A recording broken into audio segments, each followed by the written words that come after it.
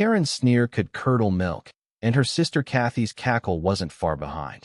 They waddled out of their oversized SUV, parked crookedly across two handicap spaces, convinced the world owed them a front-row spot at Willow Creek Mall.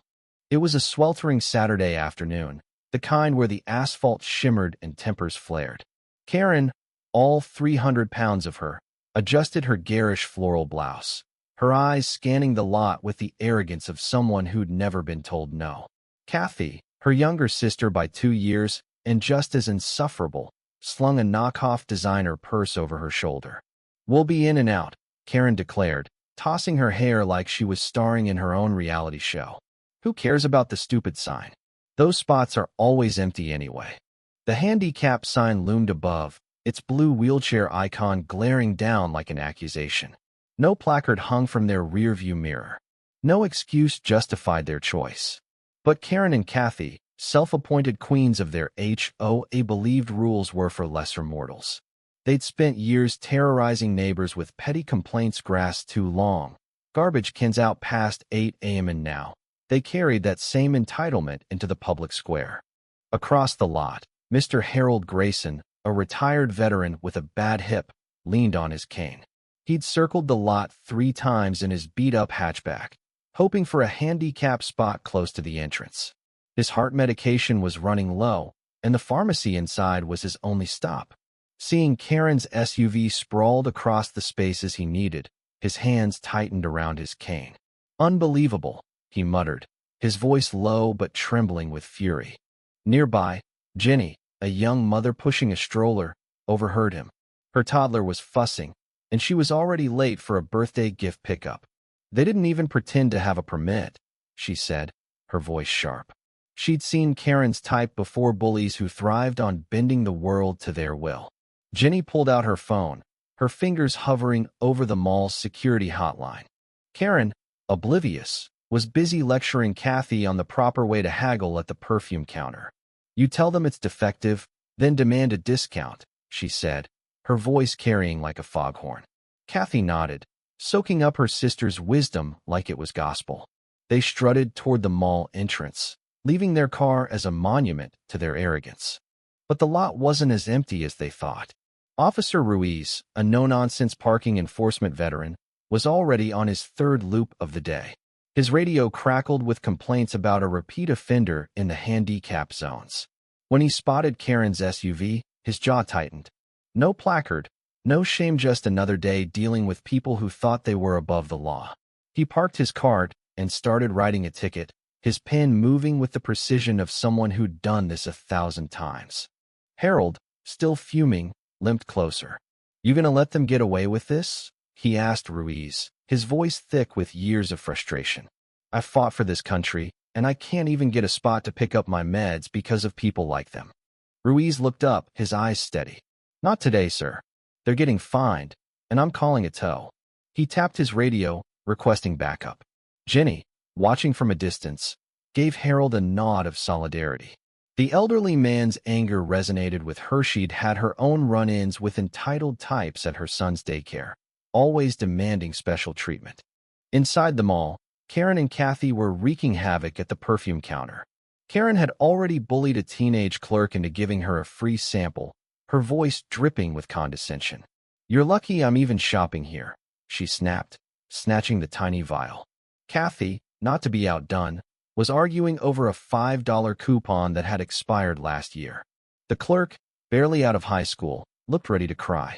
Back in the lot, the situation was escalating. A tow truck rumbled into view, its driver exchanging a quick nod with Ruiz. Harold stood by, his cane tapping rhythmically against the pavement, a small smile creeping onto his face. Jenny, now joined by another onlooker, a middle-aged man who'd overheard the commotion, filmed the scene on her phone. "This is going viral," she whispered, half to herself. The tow truck's claw lowered toward Karen's SUV, and that's when the sisters reappeared. Karen's face turned beet red as she spotted Ruiz slapping a bright orange ticket under her wiper. "What do you think you're doing?" she bellowed, charging forward like a bull. Kathy trailed behind, her purse swinging wildly. "We were only gone 10 minutes. Ruiz didn't flinch. "Ma'am, This is a handicap zone. No placard, no parking. You're getting a $500 fine, and your car's being towed." Karen's laugh was sharp, almost manic. "Towed? For what? We're not disabled, but we're important. I'm on the HOA board. I know people." She jabbed a finger at Ruiz, her voice climbing. "You're just a glorified meter maid. Get that ticket off my car before I make your life hell." Harold stepped forward, his cane shaking but his voice steady. "You think you're important? I served 2 tours in Vietnam, lady. I need that spot. You don't." Karen's eyes narrowed, her lips curling into a sneer. "Oh, please, old man. You look fine to me. Stop whining." Kathy snickered, egging her sister on. The crowd now forced strong, including Jenny, and the onlooker gasped.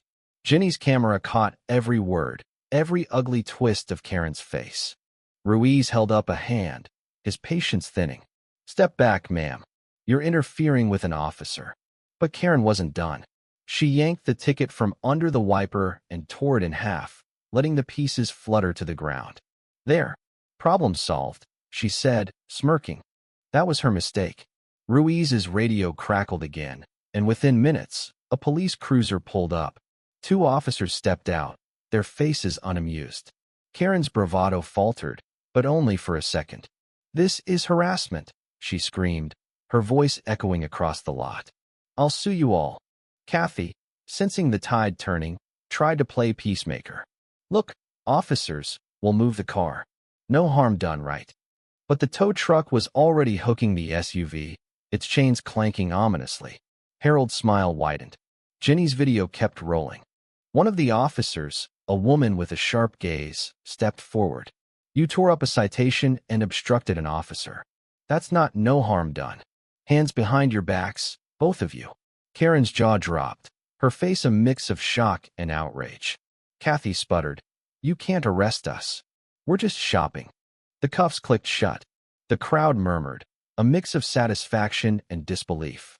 Harold leaned on his cane, his eyes gleaming with quiet triumph. "Karma's a funny thing," he said to Jenny, who nodded, her phone still recording. The tow truck hauled the SUV away, its tires screeching faintly as it disappeared around the corner. As Karen and Kathy were led to the cruiser, their protests grew weaker. Karen's floral blouse was soaked with sweat, her smugness replaced by panic. Kathy's purse dangled awkwardly, her bravado crumbling. The officers read them their rights, their voices calm but firm. The crowd dispersed, but not before Jenny uploaded her video to X, captioned, "HOA Karens learn a hard lesson. Don't mess with handicap spots." By evening, the video had thousands of views. Comments poured in, most cheering Ruiz and Harold, others sharing their own stories of entitled neighbors and parking lot tyrants. Karen and Kathy spent the night in a holding cell, their SUV impounded and their wallets $500 lighter each.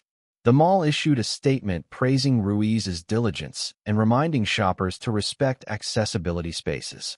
Harold got his medication, thanks to Jenny offering him a ride to the pharmacy after the chaos. They chatted over coffee afterward, bonding over their shared disdain for people like the sisters. "World's full of Karens," Harold said, sipping his decaf. "But sometimes the world pushes back." Karen and Kathy faced more than just fines. Their HOA board caught wind of the incident, and their neighbors, long fed up with their reign of terror, voted them out at the next meeting. The sisters' names became a local cautionary tale, whispered in grocery lines and shared in community forums. They'd thought they were untouchable, but the mall parking lot proved otherwise. Life has a way of humbling those who think they're above it. For every Karen who parks where she shouldn't, there's a Harold waiting, a Ruiz watching, and a Jenny ready to hit record.